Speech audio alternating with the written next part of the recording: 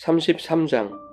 여호와께서 모세에게 이르시되 너는 내가 애굽 땅에서 인도하여 낸 백성과 함께 여기를 떠나서 내가 아브라함과 이삭과 야곱에게 맹세하여 내 자손에게 주기로 한 그 땅으로 올라가라.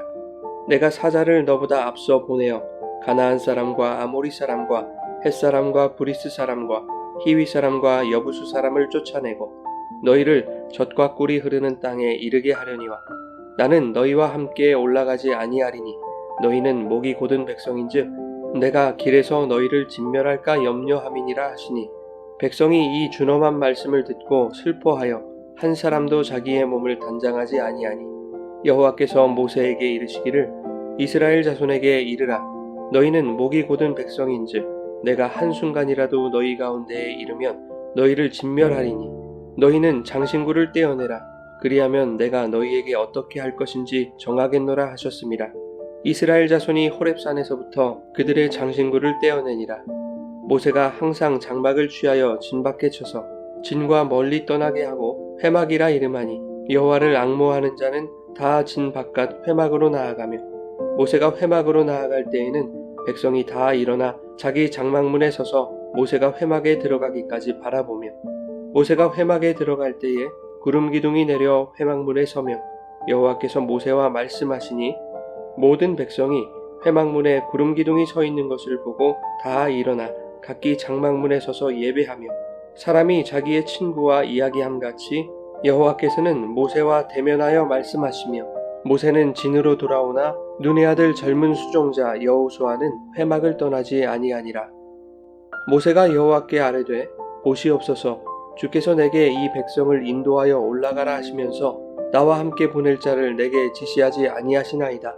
주께서 전에 말씀하시기를 나는 이름으로도 너를 알고 너도 내 앞에 은총을 입었다 하였사온즉 내가 참으로 주의 목전에 은총을 입었사오면 원하건대 주의 길을 내게 보이사 내게 주를 알리시고 나로 주의 목전에 은총을 입게 하시며 이 족속을 주의 백성으로 여기소서. 여호와께서 이르시되 내가 친히 가리라. 내가 너를 쉬게 하리라. 모세가 여호와께 아뢰되 주께서 친히 가지 아니하시려거든 우리를 이곳에서 올려보내지 마옵소서. 나와 주의 백성이 주의 목전에 은총을 입은 줄을 무엇으로 알리이까? 주께서 우리와 함께 행하심으로 나와 주의 백성을 천하 만민 중에 구별하심이 아니니이까?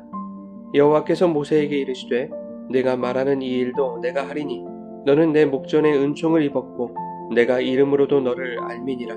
모세가 이르되 원하건대 주의 영광을 내게 보이소서. 여호와께서 이르시되 내가 내 모든 선한 것을 내 앞으로 지나가게 하고 여호와의 이름을 내 앞에 선포하리라. 나는 은혜 베풀 자에게 은혜를 베풀고 긍휼히 여길 자에게 긍휼을 베푸느니라.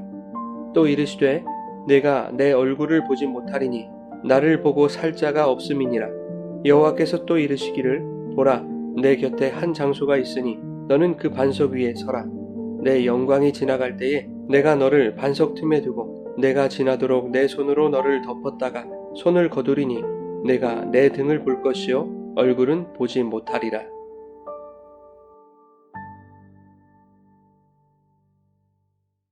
여러분 좋은 아침입니다. 오늘도 말씀의 은혜가 여러분의 삶에 풍성히 임하기를 소망합니다.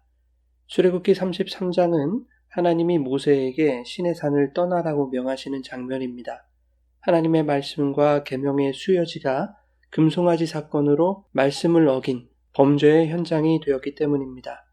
오늘 본문의 분위기가 마치 하나님이 이스라엘을 버리실 것 같은 분위기를 풍기고 있다 하더라도 하나님이 모세에게 시내산을 떠나라고 말씀하시는 그 자체가 하나님이 이스라엘을 포기하지 않으셨다는 것을 보여주고 있는 것이죠.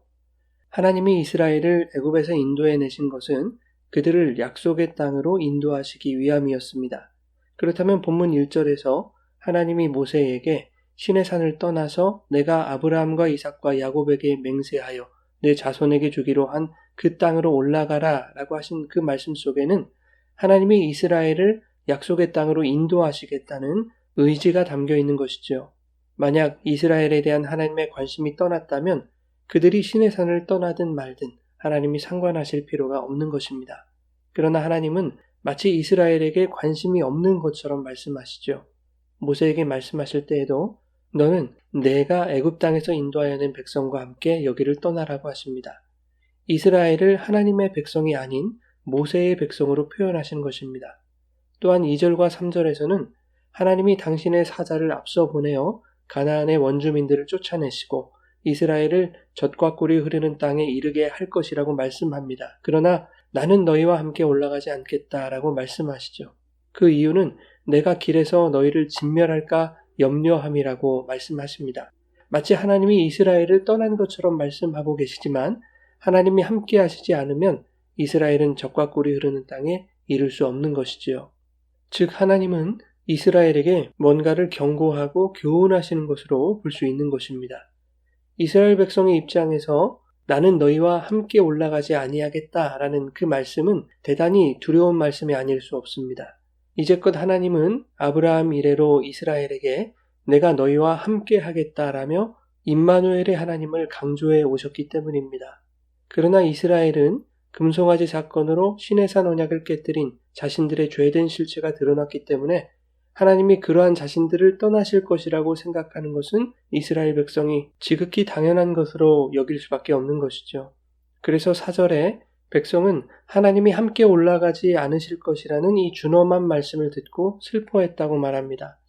준엄하다라고 번역된 히브리 단어는 아카다라는 뜻의 라입니다. 이는 하나님의 말씀이 악하다는 것이 아니라 무서운 심판의 말씀이라는 의미이죠. 이스라엘 백성은 하나님이 그들과 함께 하시지 않는 것처럼 두려운 것이 없다는 것을 깨닫게 된 것입니다. 5절에 하나님은 내가 한순간이라도 너희 가운데 이르면 너희를 진멸하리니 너희는 장신구를 떼어내라고 말씀하십니다. 그리하면 너희에게 어떻게 할 것인지를 다시 생각해 보겠다며 이스라엘에게 희망의 불씨를 보게 하시는 것이죠. 하나님은 장신구를 떼어내게 하심으로 또다시 금송아지를 만들 가능성을 버리게 하시는 것입니다.